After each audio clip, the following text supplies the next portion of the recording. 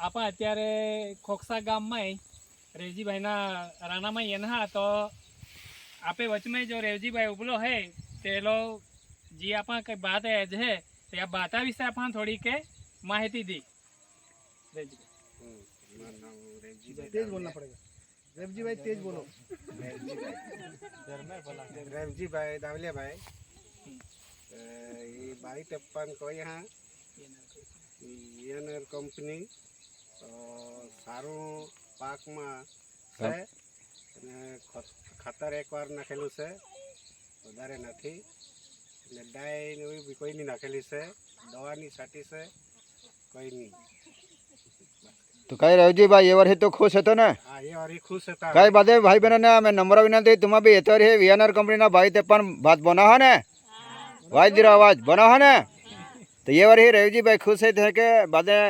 આવતા વર્ષે થોડાક વીએનઆર કંપનીના 22-53 વેરાયટી બનાવ જાય ને સારામાં સારા ઉત્પાદન મેળવ જાય અમે કંપની તરફથી દરેકને ભલામણ હે